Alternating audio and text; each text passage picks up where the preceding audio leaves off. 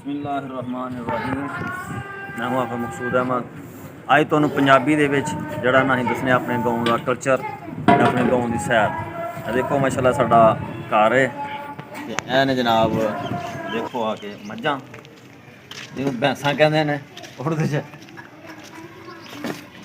ऐ जी गाँव दी मझां माशाअल्लाह। ਇਹ ਸਾਡੇ गाँव ਦਾ कल्चर, ਇਹ ਸਾਡੀ ਇਹਨੂੰ ਹਵੇਲੀ ਕਹਿੰਦੇ ਨੇ, ਹਾਤਾ। ਤੇ ਇਹ ਜਨਾਬ ਸਾਡੀ ਹਵੇਲੀ ਹੈ।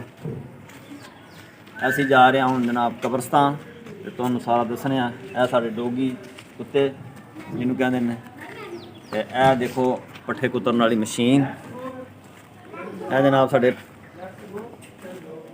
ਇਹ ਦੇਖੋ ਇਹ ਪੱਠੇ ਨੇ, ਇਹ ਮਸ਼ੀਨ ਹੈ ਜਿਹਦੇ ਨਾਲ ਅਸੀਂ ਪੱਠੇ ਕੁਤਰਨੇ ਆ।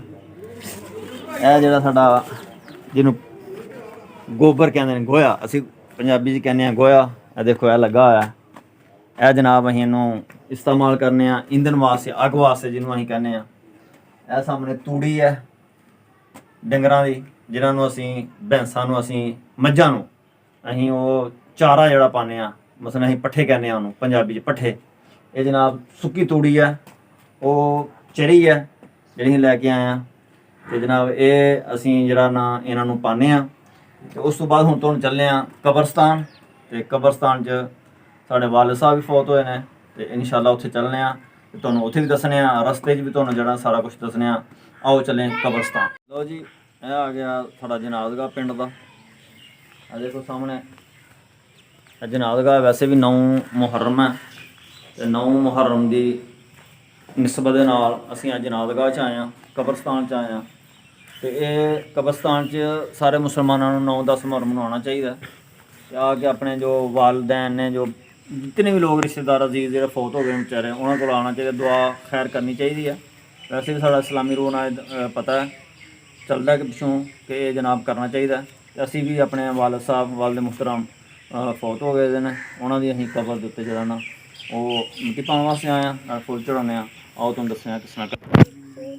ਲਓ ਜੀ, ਇਹ ਮਿੱਟੀ ਜਿਹੜੀ ਹੈ ਨਾ ਕਬਰਸਤਾਨ ਦੇ ਵਿੱਚ ਇਹ ਪਾਣੀ ਚਾਹੀਦੀ ਹੈ।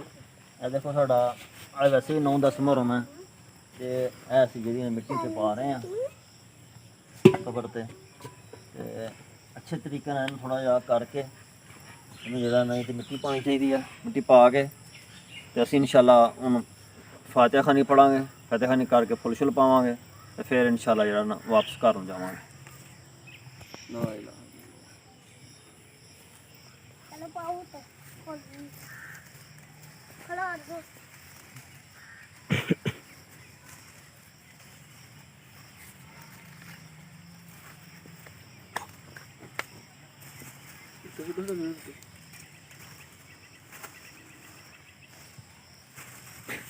ये छोटो छोटो फड़ो फड़ो फड़ो।